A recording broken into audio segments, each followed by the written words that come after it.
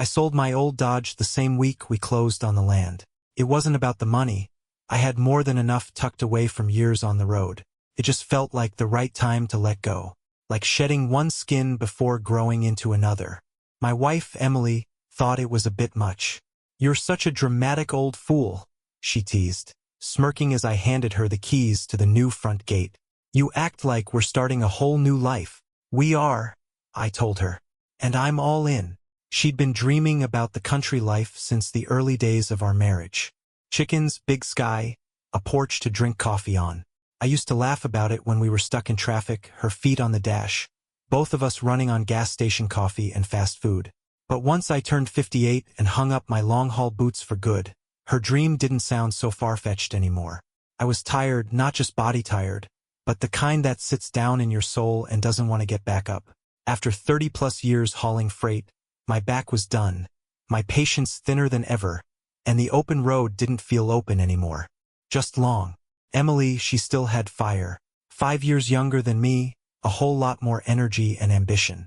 She talked about starting fresh, simplifying, reconnecting. I thought she meant with me. So when she found the listing, 5 acres just outside of a little town in Georgia, with a fixer-upper farmhouse and a leaning barn that looked like a stiff wind might finish the job, I didn't blink. I said yes. She cried when I told her we'd made the offer. Not big sobs. Just that kind of emotional breath that hits you when something you never thought would happen suddenly does. "You're serious?" she asked, her voice hitching. "I am," I said. "It's time." I didn't know it then, but I'd already started giving her everything. We moved in late spring. Perfect timing. Warm days, crisp nights, and that slow southern breeze that smells like pine and dirt and something older than you. I kept telling folks I felt 10 years younger out there. Maybe I did for a little while. The first few weeks were a blur of repairs and plans. We cleared brush, patched the roof, fixed up the plumbing. Emily took the reins on the design work, permits, ordering supplies. "You've worked your whole life," she said. "Let me carry some of the load." That was always our rhythm. I built. She directed.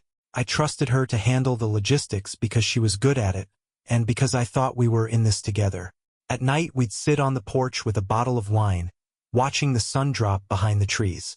She'd hum little tunes under her breath and talk about what we'd plant once the frost passed. Tomatoes, herbs, maybe some sunflowers along the fence line. She'd lean her head on my shoulder and whisper, "Can you believe this is ours?" Couldn't. Not really. But I wanted to. The first strange thing I noticed was a receipt in the trash. Supplies from a hardware store 2 towns over. Place we'd never shopped before. I asked about it and she brushed it off. "Oh, they just had a sale. Delivery was cheaper." Then came the phone calls she took outside. Contractors, she said. She needed to hear them clearly. Sometimes she'd be gone for hours during the day, coming back with paint swatches and samples I never saw again. And then our joint account showed a few hundred missing. She said it was for design consultations. I didn't ask for details. I didn't want to seem paranoid. But it kept piling up. Little things, weird things. And no matter how small, they itched at the back of my neck like something wasn't right. Then, one afternoon, I went looking for an old wrench set in the attic. Up in the heat and dust, I found more than tools. Tucked behind a stack of boxes was a thick folder. Rolled up prints, detailed sketches, CAD images. Someone had put serious time into these. They were for a house. Not our house, but something close. And in the corner of every single page was a name I hadn't heard in nearly 20 years. Daniel Carter, Emily's ex. The one she said had moved away for good. Turns out he hadn't, and he was drawing up a future I wasn't part of. The second I saw his name, something inside me froze. Daniel Carter. Back when we were dating, she mentioned him once or twice. Said he was a college fling, nothing serious. More fantasy than reality, she told me. A guy who liked to talk about architecture and big dreams, but never had the guts to follow through. According to her, he'd left town, moved out west, and faded into her past. Now here he was, tucked into my attic, printed on every corner of our renovation plans. I didn't say a word to Emily that night. Couldn't. Not yet. I needed to be sure of what I was seeing, and what it meant. Instead, I put the folder back exactly how I found it, wiped the dust off my hands, and went downstairs like nothing had happened. That night at dinner, Emily was all smiles. She told me about the new tile she was considering for the mudroom, how the solar rep was giving her a hard time about panel placement. She laughed, sipped wine, leaned across the table to touch my arm like everything was perfect. I nodded, listened, even laughed once or twice, but I didn't taste a single bite of my food. My mind was racing. The next morning, I waited until she said she was heading into town to meet the siding guy. Said she'd be gone a few hours. I told her I might run some errands too. She kissed me goodbye and backed out of the driveway in her white SUV, humming to herself like she had no care in the world. As soon as she was out of sight, I got in my truck and drove straight to the hardware store in town. "Morning, Mike," the kid behind the counter said. "Need more fence posts?" "Not today," I said. "I'm looking for something else.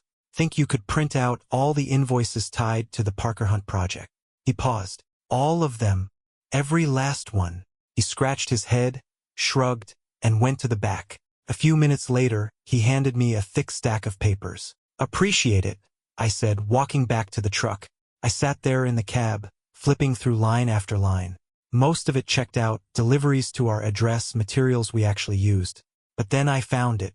One invoice stuck out, delivery address listed as 87 Redwood Ridge Lane. That wasn't our place. Redwood Ridge sat on the far side of town, up in the hills past the old sawmill. We'd looked at a lot out there once, years ago, but passed on it because the land was too steep and rocky. Now someone was building there using our account. And the order? Same materials we just used for the new porch. My heart was pounding as I turned the key and headed up that gravel road. 10 minutes later I saw it. Framing, concrete foundation, brand new, lumber scattered around, and nailed to a post out front, under a laminated sheet with measurements and notes, was a logo that made my stomach twist. Carter and Design. It was his work. It was our money. And it wasn't for me. I didn't get out of the truck. I just sat there, engine idling, staring at the skeleton of a future I hadn't been invited into. I don't remember driving home. My hands were on the wheel, but my head was somewhere else entirely. That night, Emily brought home takeout from the diner. Meatloaf, mashed potatoes, 2 slices of pie. She set the bags on the counter, kissed me like always, and asked if I'd feed the dogs. I did. I said nothing. Not yet. We sat at the island, eating out of plastic containers like we always had. She asked if I'd considered painting the guest room a warmer color. I told her it was a good idea. But the whole time, I kept hearing the wind whistle through the studs of a half-built house on Redwood Ridge. The one she wasn't supposed to know I'd found. The one that made it clear. This wasn't our dream anymore. It was hers and his. And I was just the wallet holding it all up. That night I didn't sleep. Not because I was angry. Not yet. Anger needs clarity. And I still needed answers. I lay there, staring at the ceiling fan spin shadows across the bedroom, trying to line up the pieces. The folder in the attic, the second site, the bills, the blueprints. Daniel Carter. What was the angle? What was Emily planning? The next morning, she was in a bright mood again. Said she was going to reorganize the shed.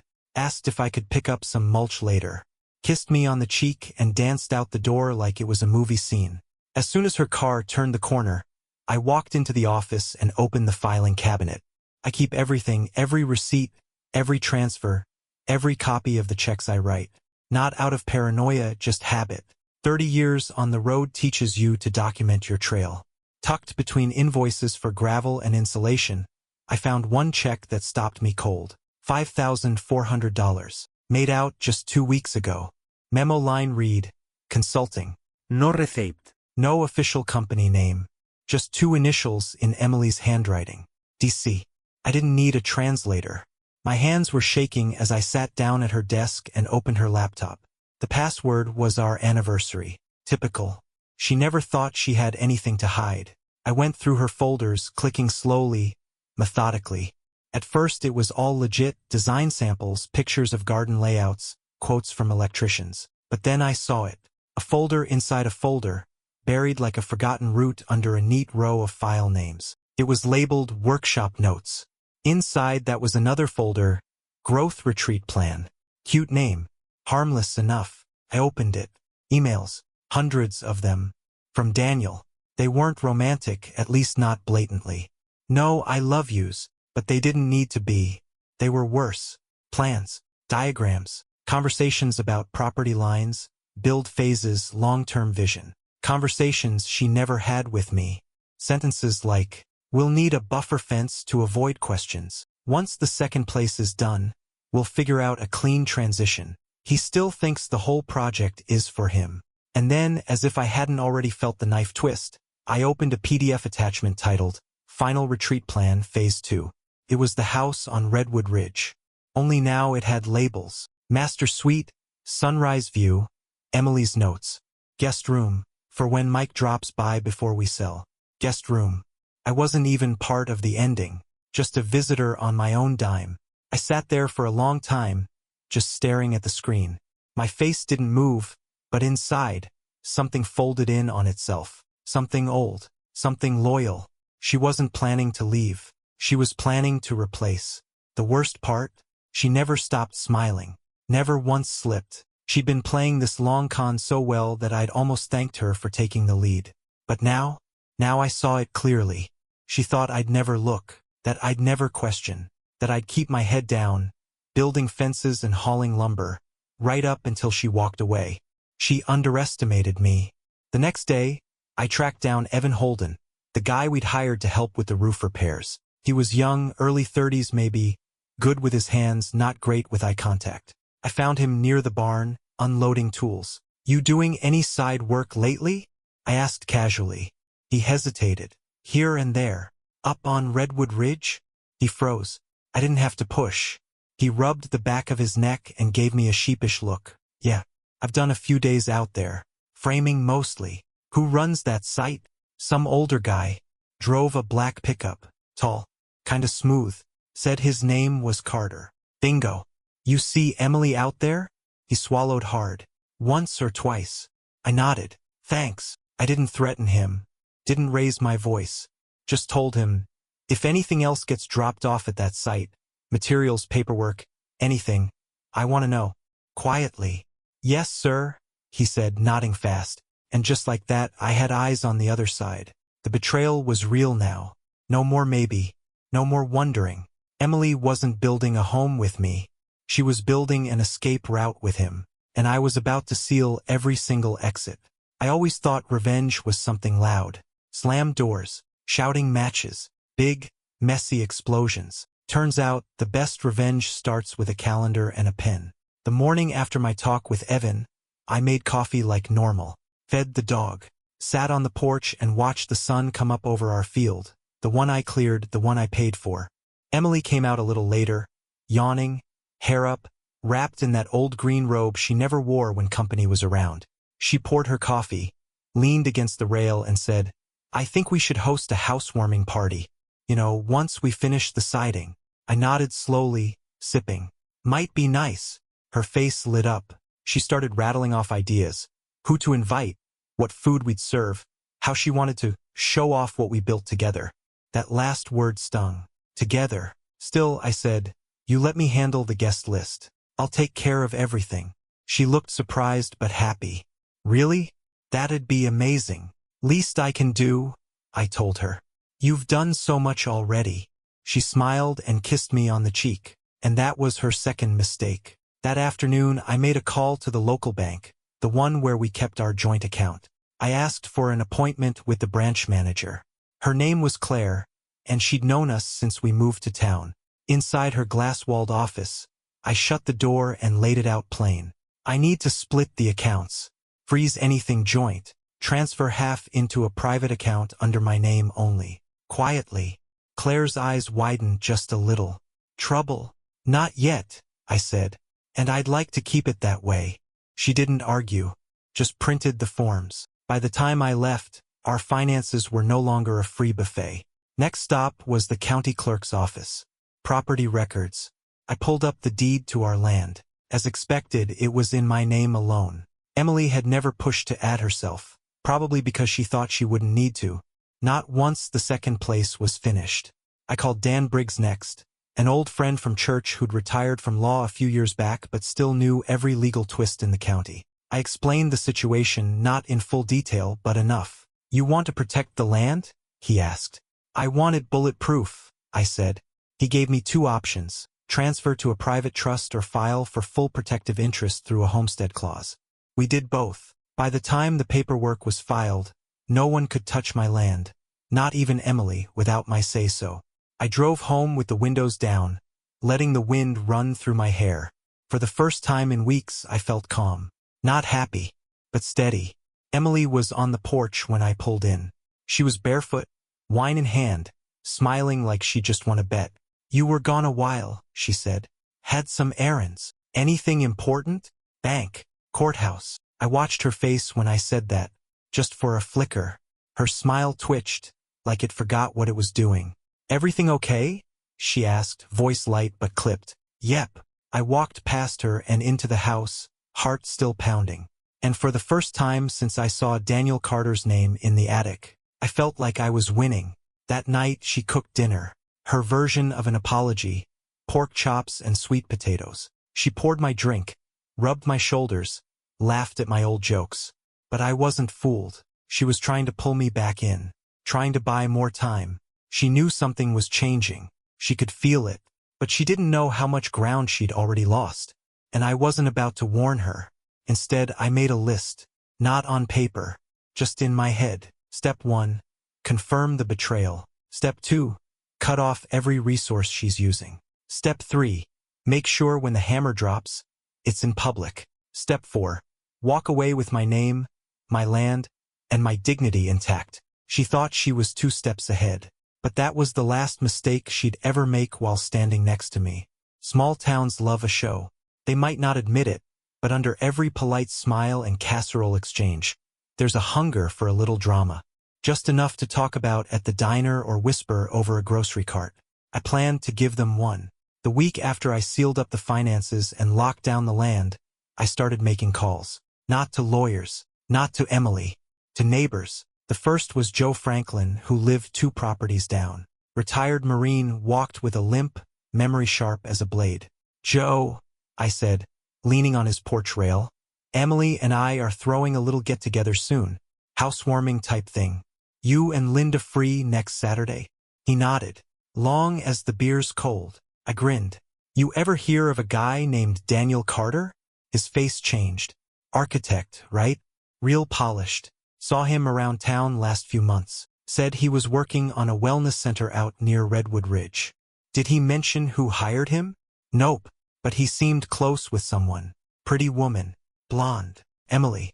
I thanked Joe, told him to come hungry, and walked off knowing exactly what I needed to do next. For the rest of the week, I invited everyone Emily wanted to impress. The pastor and his wife, the boutique owner she gushed about, her yoga buddy, even Evan, the young contractor.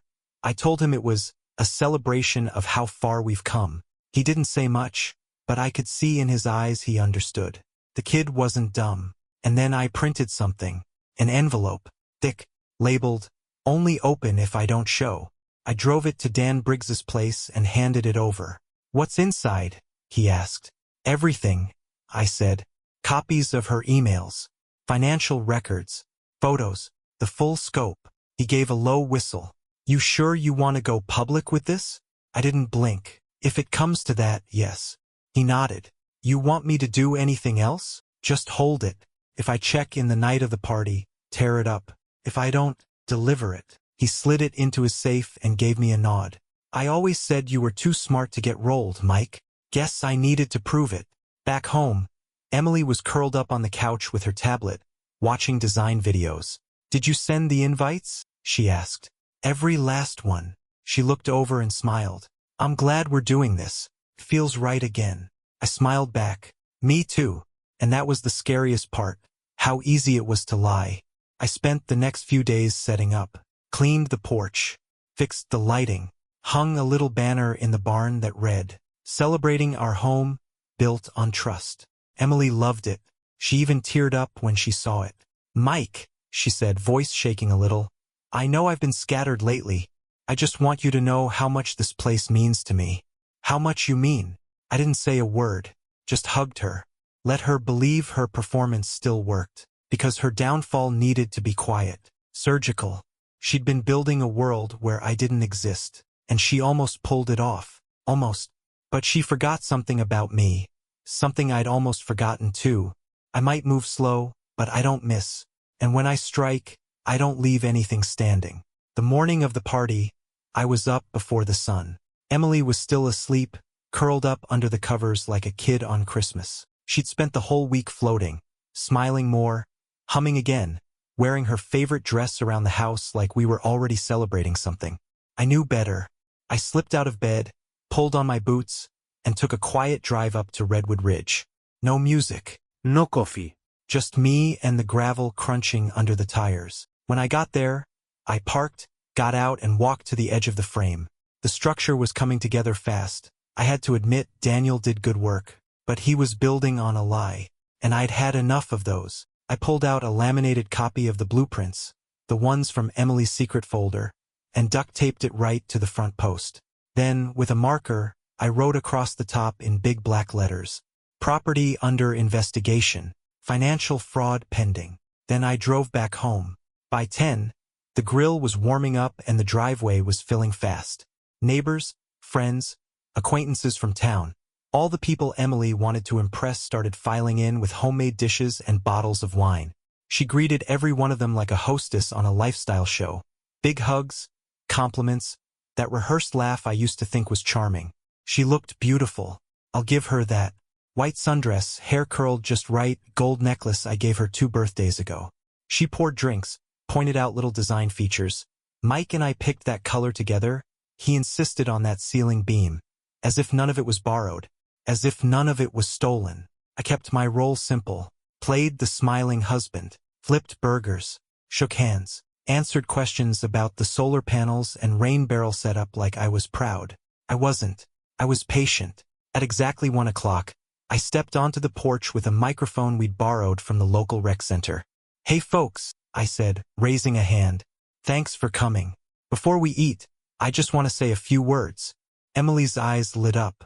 She stood beside me, one hand on my back like we were the king and queen of the county.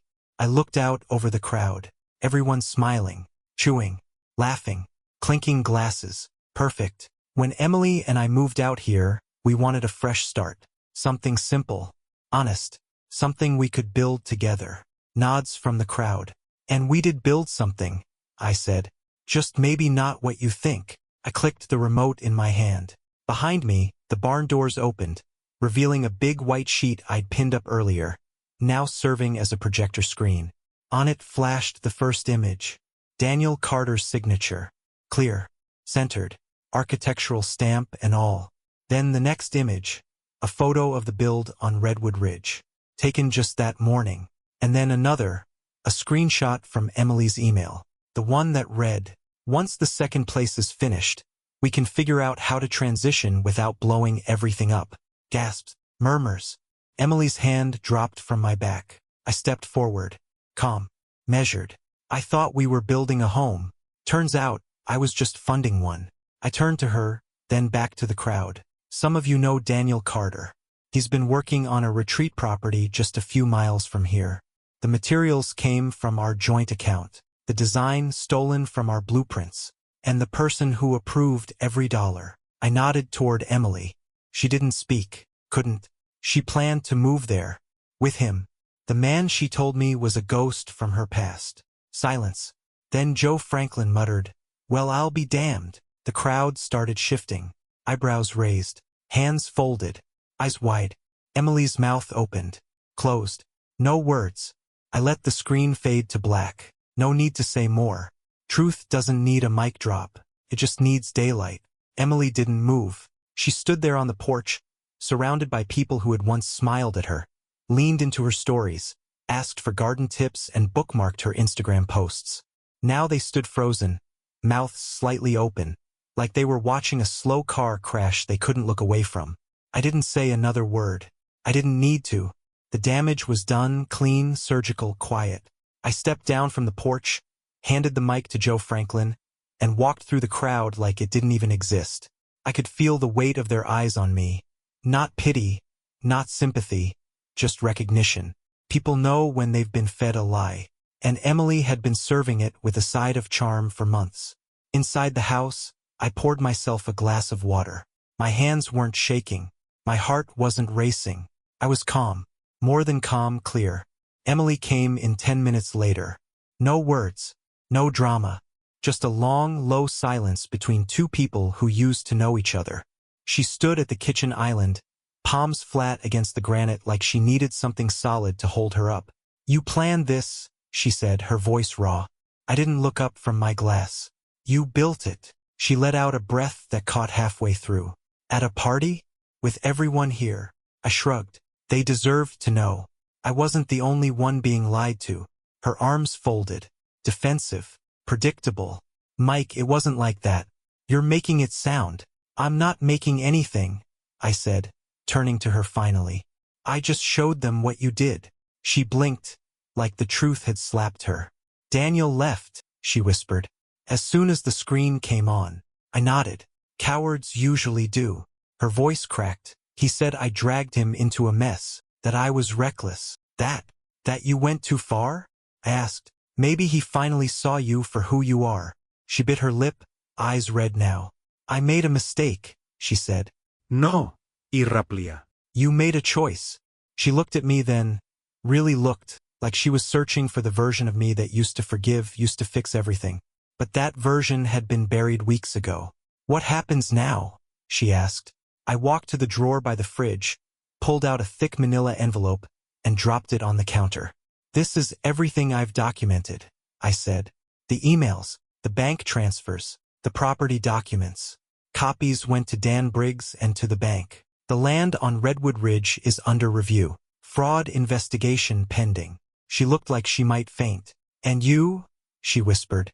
"I'm done," I said. "You're staying in the guest room until you leave. You don't touch the finances. You don't step foot on my land again once the divorce is signed." She started crying. Not the kind you can't control, but the kind you try to weaponize. Slow, silent tears meant to evoke something. Meant to pull something.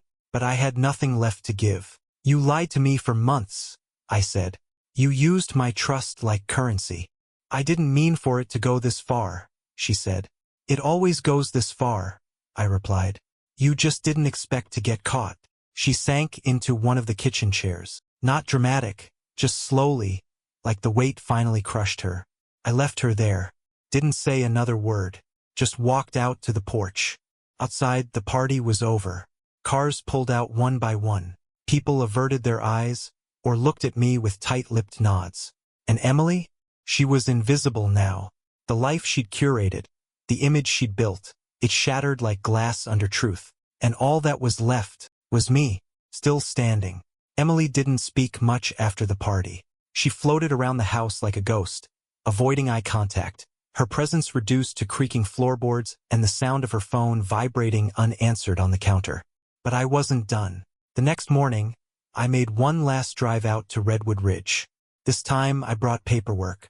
I parked near the gravel pile, walked up to the site like I owned it, because financially I basically did. The young guy working the deck framing looked up when he saw me. "Hey," he said, confused. You back again?" I nodded and handed him a sealed envelope. "These are legal papers. Cease and desist. Any further work here could put your company in violation of county code and financial fraud." His eyes widened. "Sir, I'm just the sub." "I didn't know." "I know," I said. "That's why I'm telling you now.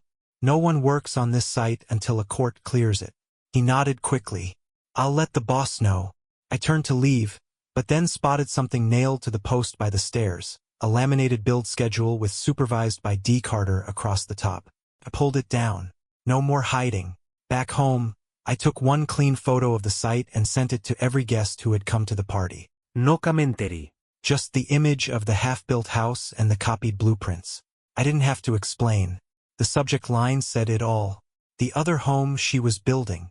Then I made one final stop, the county records office. I submitted a formal complaint with attached documents showing how funds from our joint account were used illegally. The clerk didn't say much, just nodded slowly and asked if I had a lawyer. "I do," I said, "and you'll be hearing from him too." That night, Emily finally broke the silence. We were in the living room, the TV off, both of us pretending we weren't watching each other breathe. She spoke without looking at me. He left. I glanced up. Carter. She nodded. Right after the party. Said I destroyed everything. Said it wasn't worth the drama. I let that hang in the air. So he ran, I said. Figures. Her eyes were glassy, but she didn't cry. Maybe she couldn't anymore. I didn't mean to hurt you, she said. I wanted something new. You had new, I said. You just didn't want to build it with me. She looked down, ashamed, and whispered, please don't destroy me. I almost laughed, not out of humor but because of the irony. I'm not destroying anything, I said. I'm just pulling the curtain back. You did the rest all by yourself. She looked up then, eyes pleading. Is there anything left between us? I thought about the years, the birthdays, the long drives and shared dinners. The first night we slept under the stars on this land and thought we'd found paradise. Then I thought about the lies, the fake emails, the secret plans, the house with a guest room labeled for me. No, I said softly. There's nothing left. She stood slowly, walked upstairs, and I heard the click of the guest room door behind her. That was the last time she asked for mercy. The fallout came fast. The bank called to confirm the investigation. The clerk at the hardware store stopped Emily from picking up supplies. Account flagged, he told her. Her yoga friends stopped texting. Her old realtor buddy pulled her name from a listing board. Then came the local news blog, small town but word travels. A quiet scandal, they called it. Funds misused. Property frozen. Unpermitted builds. They didn't say her name, but everyone knew. Carter was gone. No word, no apology, no trace. Just silence. And Emily? She stopped leaving the house. She no longer hummed. No more boots, no more brunches, no more big ideas. Just a woman sitting in a chair most of the day, staring out at a field she never intended to stay in. The second house was abandoned. The first one, that one was mine now. By the end of the week, Emily's phone had gone silent. Not just quiet, silent. No dings. No buzzes. No cheerful ringtone from her sister in Ohio or the realtor she used to gossip with. Just a black screen she stopped charging altogether. It sat on the kitchen counter like a dead thing she couldn't bring herself to bury. She barely spoke. She didn't cook, didn't garden, didn't ask about the bills. She moved from guest room to kitchen and back again like she was renting space inside a life she didn't recognize anymore. The woman who once planned every step, who had Pinterest boards for every season and color swatches for every room, now didn't know what day it was. And I let it happen. Not out of spite. Out of principle. You see, I wasn't punishing her. I was just removing the mask. It's amazing how quickly people vanish when you stop protecting their story. Her Thursday yoga group disbanded. The woman who ran it told me, casually, just taking a break. But I knew better. They didn't want to be part of the fallout. Her favorite cafe downtown stopped carrying the herbal blend she used to order. Petty? Maybe. But again, small towns don't forget. Her name came off the Beautify Roseville committee, a group she used to lead. And then the worst of it came. She received a letter in the mail, certified. She stood in the kitchen, reading it in her robe, eyes tracing each line like they were in a foreign language. Redwood Ridge build suspended, she read out loud. Pending investigation into misuse of funds. She looked up at me like a child who didn't understand the rules. You did this. No, I said calmly. You did. I just turned on the lights. Tears came again, not the bitter kind, not the performative kind. Just quiet ones, hopeless ones. This isn't fair, she whispered. I walked past her and poured my coffee. Fair left the building when you opened a separate future behind my back. She didn't answer. Because what could she say? By that point, I'd filed the divorce paperwork. Dan handled everything with precision. Quick, clean, no need for negotiation. She didn't contest anything, didn't have the fight left. The land stayed with me. The house too. I offered her enough to relocate, a number I was legally required to give, nothing more. She signed. Didn't even ask for a copy. One morning I found her staring at her wedding ring, rolling it slowly between her fingers like she was trying to find meaning in it. Later that same day it was on the counter, beside the spare house key. Silent goodbyes from someone who had already taken too much. And then came the end. A quiet Saturday morning. Blue sky, birds chirping like nothing had changed. I came downstairs to find a suitcase by the door. She didn't say goodbye, didn't wait around for a conversation. She just left, drove away in the same white SUV she used to run errands with Daniel, the same one filled with samples and receipts from a life I never signed up for. I stood on the porch and watched her taillights disappear over the hill. The dust hung in the air for a while. Then it settled, and for the first time in months, maybe years, so did I. Back inside, the silence wasn't heavy anymore. It was clean, peaceful. I poured coffee, sat at the kitchen table, and for the first time in a long time I didn't wonder where she was going. I didn't care. She'd burned every bridge. She'd sold out her dignity for a man who vanished the second the lights hit him. She thought she could rewrite the story, swap out the main character and keep the ending. But this was my story. And now, I was finally writing the next chapter alone. By choice.